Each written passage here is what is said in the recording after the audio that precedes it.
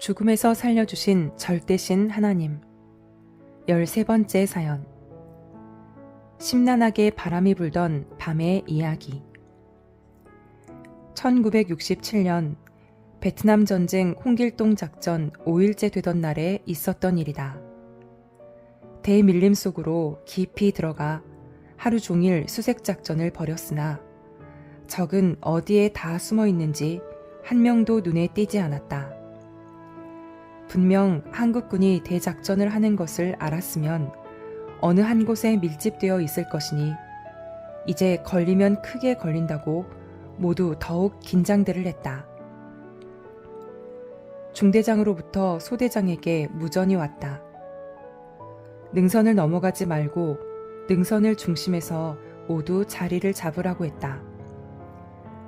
우리 일소대는 행군을 멈추고 능선을 중심에서 1, 2, 3분대, 화기분대 순으로 타원형의 야간 경계 초소를 형성했다. 소대장은 소대원들에게 민찬기 중대장이 우리와 50m 떨어진 곳에 있으니 절대 소음 금지라고 명령했다. 작전 지역에서 중대장에게 찍히면 소대장은 엄하게 책망을 받기 때문이다. 그리고 텐트는 어두워지면 치라고 했다. 지도상으로 볼 때 우리가 있는 능선 밑쪽으로 계곡에 물이 흘러가니 적들이 주둔하고 있는 곳으로 예상된다고 했다. 우리가 자리 잡은 능선은 콧날같이 뻗어내려 전방이 훤히 내려다 보였다. 뚜이호와 해변과 우리 도깨비 연대 기지까지 보였다. 밀림 속에서 오랜만에 하늘이 훤히 보이는 곳으로 나왔다. 그런데 그날따라 바람이 강하게 불어 밀림을 스쳐 지나가는 소리가 귀가 멍멍하도록 들렸다. 웬 바람이 이리 많이 부나 생각할 정도로 심란하게 바람이 불어댔다. 그 바람 소리 때문에 옆에 전우와 대화를 해도 알아들을 수가 없어서 대화를 못하는 밤이었다. 마치 태풍이라도 밀려오는 듯 밀림의 숲을 뚫고 가는 강한 바람으로 인해 텐트를 칠 수 없을 정도였다. 하지만 이 바람들 때문에 텐트를 치기에 아주 좋았다. 적들이 그 소리를 듣지 못하기 때문이다. 그 다음 날에 알게 된 사실이지만 우리가 텐트를 쳐놓고 매복하던 곳에서 불과 50m 떨어진 산기슭 밑에 월맹 정규군들의 부대가 있었다. 만일 적들에게 우리의 위치가 발각되었다면 하고 생각하니 정말 아찔하고 섬뜩했다. 하나님께서 이를 아시고 강한 바람이 불게 하사 우리가 텐트 칠 때 웅성거리는 소리를 적이 듣지 못하게 능력을 부려 우리를 도우셨던 것이다.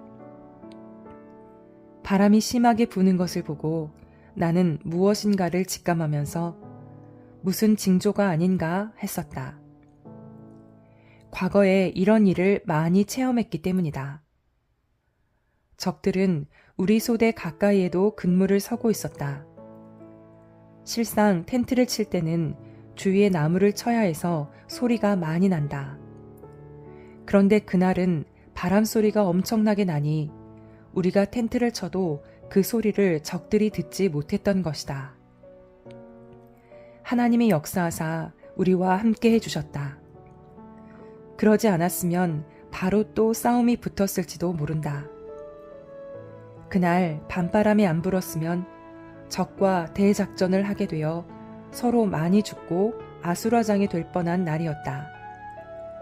전투가 벌어졌다면 우리가 적의 요새지로 들어간 고로 분명 많은 생명이 손실이 있었다.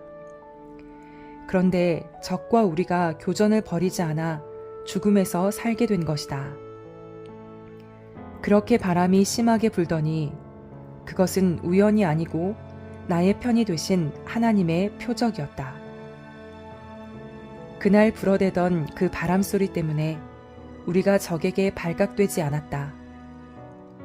만일 적들이 우리의 존재를 미리 안 후에 우리가 다음날 적 진지에 들어갔다면 큰 생명의 피해를 입고 작전은 수포로 돌아가고 말았을 것이다. 내가 지극히 사랑하는 전능자가 내 편이 되어주셨다. 전지전능하신 하나님과 성령님과 성자는 적이나 아군이나 가릴 것 없이 온 인류에게 항상 합당할 때마다 행해주시는 존재자이시다. 그를 따르는 천사들과 사자들도 함께 행한다. 오늘도 그러하다. 삼위의 행하심으로 인해 우리가 하루하루 살아가고 있다. 이를 깨닫고 생명의 근본자로서 생명을 위해 살아주시는 전지전능하신 하나님을 믿고 사랑해야 된다. 모두 하나님과 성령님이 계획적으로 하셨어도 우연으로 보면 우연으로 생각해버리고 만다. 전지전능하신 삼위일체와 상관없이 사는 삶은 무의미한 삶이요, 오히려 죽음으로 가는 삶이다. 온 인류 모두의 삶 속에서 하나님은 자연을 통해 나타나신다. 깨닫는 자는 알고 믿지만 관심 없이 사는 자는 모르고 그저 자기 중심으로만 살다 인생이 끝난다. 죽은 후가 문제다. 영혼이 문제다. 영원한 고통의 세계로 가느냐, 영원한 기쁨의 세계인 천국으로 가서 사느냐가 문제다. 이에 대해 확실히 알고 깨닫고 하나님의 사명을 받고 왔기에 전해준다.